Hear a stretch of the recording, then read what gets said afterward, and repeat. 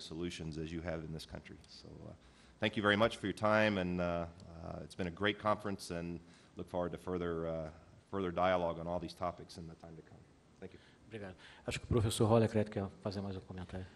Yeah, I think as we had time, maybe discuss a little bit about the contributions here. And coming back to your contribution, that you said that the products that we have ahead of us is not equal. And that is a very important part to understand for policymakers. I mean, if they don't understand that, I don't think the world had a future. And the reason is that we must have people that are willing to put money into new technology, you know? And there must be a bottom line of some kind of payback for the effort they have, you know. And this system is very hard for politicians to take in US or in Europe, you know. But this is an absolutely must, because if they don't do that, they are shooting themselves in the foot, or what I can say, you know. Because we are now in a very dangerous situation even, and I know how good the politics is, because if we cannot solve this problem, democracy is dead. And it's not kind of a game, I have to say, but that's right, because there are countries that can handle these things, and they are doing it. There are countries that don't need to think about these things, and countries that have the knowledge and know what the future will be. And I don't need to mention China, because you all understand that China understands this. And it's just to look around the world and see how China is acting. They are doing this not because of that production of electricity from wind will be much more expensive than production of electricity from coal, because they need that everything is needed. And they can do it within their economy. And can we not do that within our economy and in the democracy and so on? It's the end for the democracy, I think. To his point, the point I'd make is he's laid out very elegantly that different countries have different resource bases moving forward. We're not on the same footing. So it's a little bit ridiculous from the senator from Iowa to say that we're going to solve America's energy independence problem out of Iowa. Moving forward, and you know, I appreciate what he's done for the Iowa corn industry. But moving forward, as President Clinton suggested last night, and I think as you'll see from this new administration in place in Washington, D.C., there's an understanding that we've got to reach out to countries like Brazil, Caribbean, Africa, and other countries to where we multilaterally address these problems in collective engagement rather than standalone, you know, we've got the best biofuel. Yeah. That's just not going to work moving forward. Yeah. We have more to discuss in the future, I think. Yeah. Thank you. Bom, como a gente está ainda no tempo, chegou mais uma pergunta para os três palestrantes, que seria qual o futuro das células de hidrogênio, acho, do tércio da ala vecchia, né? E da energia atômica. Qual o futuro das células de hidrogênio e da energia atômica? É para os três palestrantes. I can say this about the future of fuel cells. The current administration just cut the fuel cell program $100 million out of $168 million. So the view of Secretary Chu and the new administration is that fuel cells are off in the distant future. I think the automobile industry, which was very key in driving the original fuel cell program, has a different set of problems today than they had in the past, and so I think that's had a great deal to do with the degradation. I think on the atomic energy side,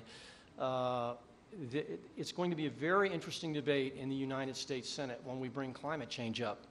And the environmental community is split on how to view atomic energy and nuclear power in terms of its CO2 advantages, and whether or not it'll be credited or allocated under this bill.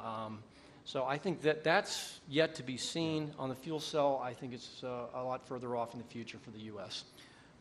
When it was fuel cells, you mentioned especially hydrogen, and hydrogen is something that must be produced, and today most of the hydrogen is made from natural gas, so that's another story.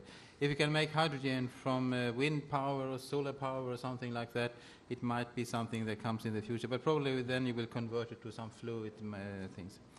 When it comes to nuclear, one has to understand where in the energy system the nuclear plant is. Because if you don't do that, you maybe miss the importance of nuclear power.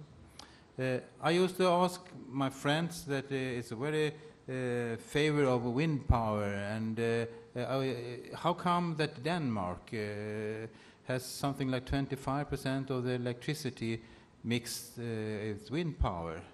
And they come up with very good ideas that it's blowing a lot and so on. No, I say the reality is that they could not have any wind power if they had not had 75% coal in the base. Because the renewable wind energy, for instance, they must shake hand with something. I mean, they cannot work by themselves. So who should they shake hand with in the future, the wind power and other renewable things? The choice is coal or nuclear. So, I mean, should Denmark keep their coal power plants in the future, or should they have nuclear power plants? In Sweden, we have chosen to have nuclear as the handshaking or the renewable, and that is where we should say, should we have nuclear or not? I mean, it's problem. It's problem with every kind of energy we have ahead of us in the future. It's a problem, as I mentioned, that we are so many damn people on the planet.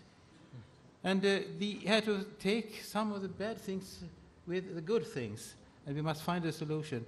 And for the future, nuclear cannot solve anything, because it's a fraction, but that fraction must be part of the mix as the other things, as renewable, as wind, wave, and whatever. I mean, we cannot let anything be outside the energy mix in the future.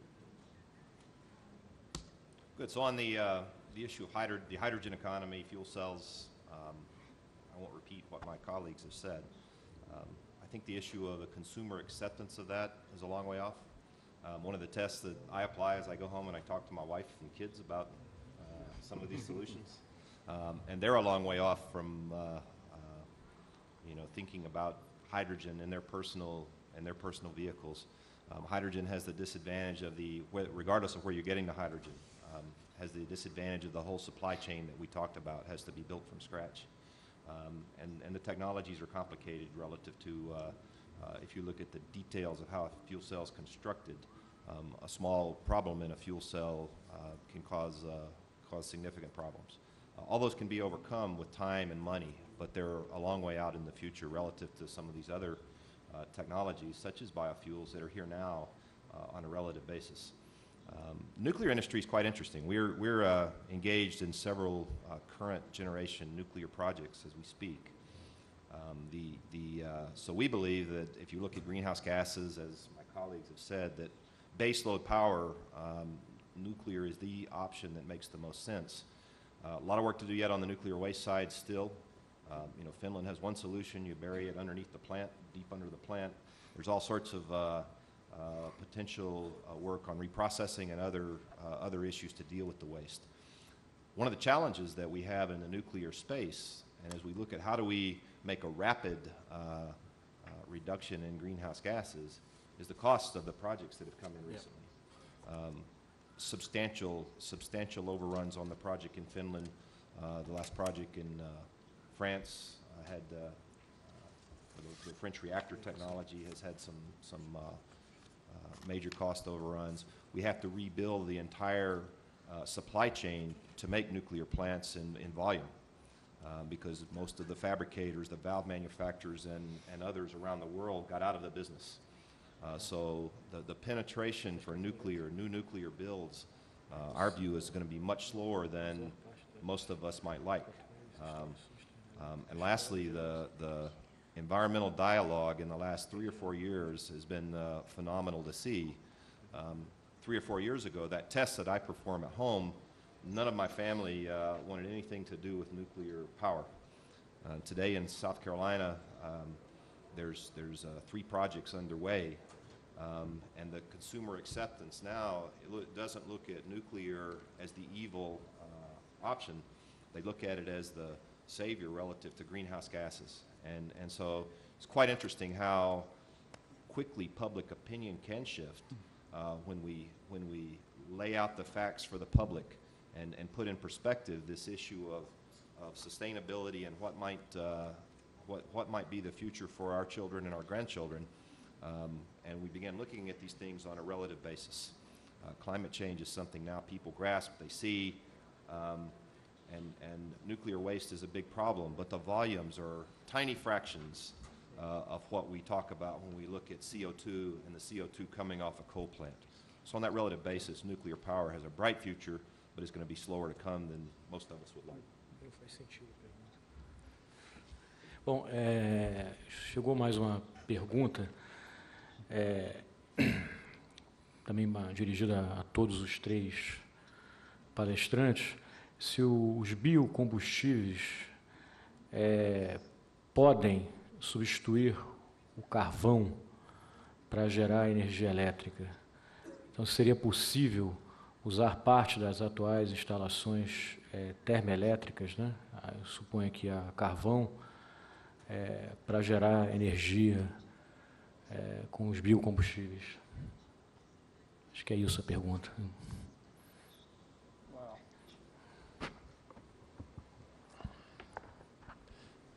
Wow, that would be my response to that question. When you look, let's just look at it from the context of the United States, and you look at the balance of coal versus nuclear versus hydro versus renewable, and versus gas, the major components in our electric system. And then you look at the fuel pool. The fuel pool, gasoline pool, is projected to be 135 billion gallons. Since the enactment of ESA and with the decline in the economy, that number's gone down. As Mr. Smith suggested, it's somewhat ironic today that I could say to you, 5 years ago we were having a crisis mode about we didn't have enough refining capacity in the United States. We needed capital to build refineries. And today we're at 80% utilization rates in most of the major refineries, and no one's worried about a turnaround. That is an unbelievable change. When I look at the jet pool or the diesel pool, say 64 billion gallons a year in that quadrant in the United States, and I look at the technologies that are going to come into play from the biofuels world, just getting 10% of the diesel pool in the next 10 years would be one heck of an achievement. I mean, you have to recall, whether we like it or not, you have to recall it took 20 years for the U.S. ethanol industry to get the first 2 billion gallons.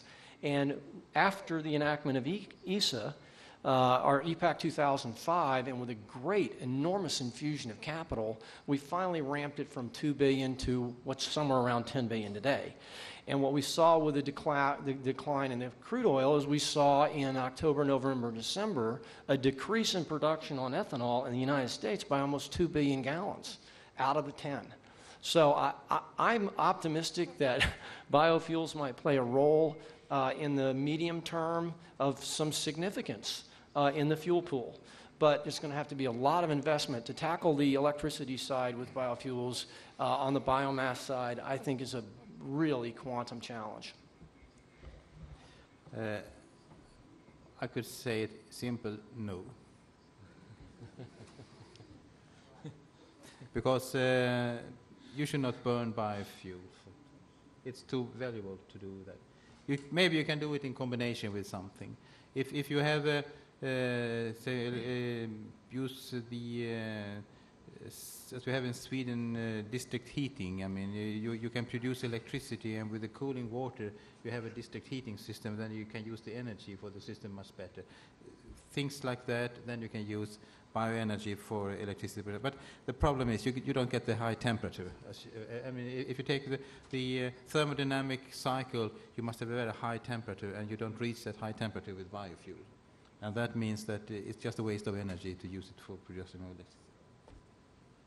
Well, I would echo no, but you know, some of the other issues are it's different boiler technology. You know, there are a whole array of things. The installed capital base of our coal fleet